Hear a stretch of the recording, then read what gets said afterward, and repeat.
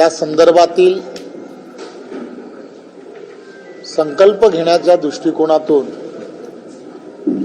आज शपथ घेण्यासाठी आज आम्ही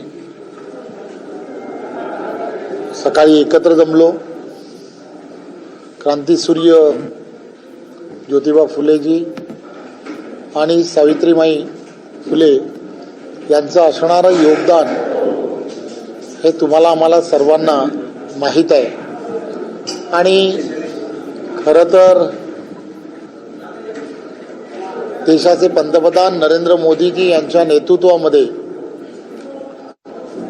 आणि महाराष्ट्राचे लोकप्रिय असे मुख्यमंत्री आदरणीय देवेंद्रजी यांच्या नेतृत्वामध्ये केंद्रामधलं असणारं एनडीएचं सरकार आणि राज्यामध्ये असणारं देवेंद्रजींच्या नेतृत्वातलं महायुतीचं सरकार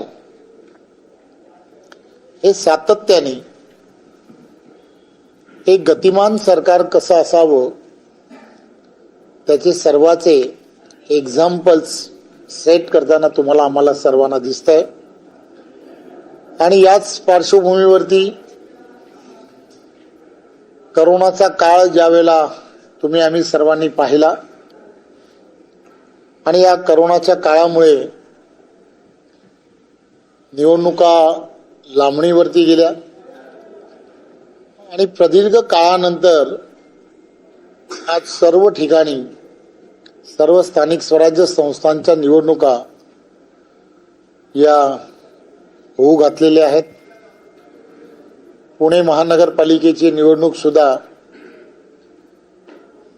15 तारखेला होणार आहे. आणि आपण सर्वजण जाणता की गेली वर्षानुवर्ष पुण्यामध्ये ज्या गतिमान पद्धतीने केंद्रामधलं असणारं नरेंद्र मोदींचं सरकार आणि देवेंद्रजींच्या नेतृत्वातलं महायुतीचं सरकार हे काम करत आहे.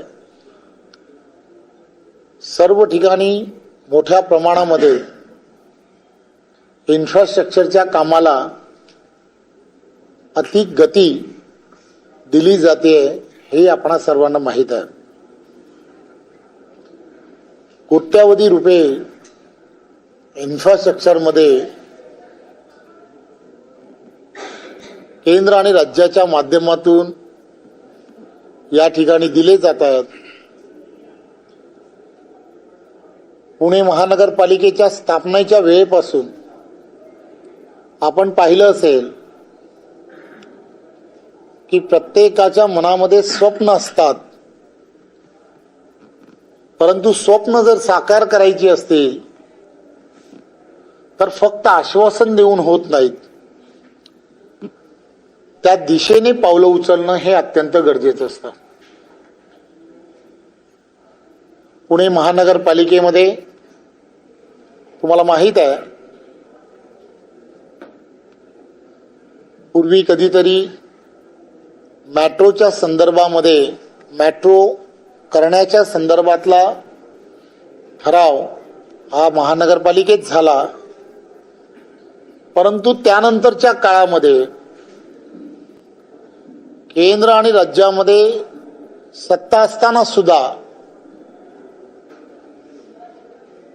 महाविकास आघाडीला मेट्रोचे प्रकल्प हा पुण्यामध्ये चालू करता आले नाहीत.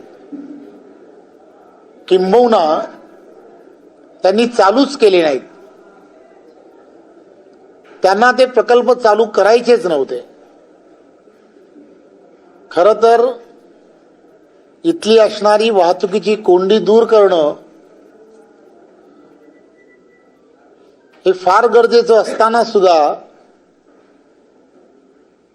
त्यांनी त्याकडे दुर्लक्ष केलं हे आपण सर्वजण पत्रकार म्हणून जाणता. परंतु देशाचे पंतप्रधान नरेंद्र मोदीजींच्या नेतृत्वातलं केंद्रातलं सरकार आल्यानंतर, देवेंद्रजींच्या नेतृत्वातलं महाराष्ट्रातलं महायुतीचं सरकार आल्यानंतर त्यावेळेच्या काळामध्ये खऱ्या अर्थाने मेट्रो प्रकल्पाला सुरुवात झाली. बघता बघता आपण सर्व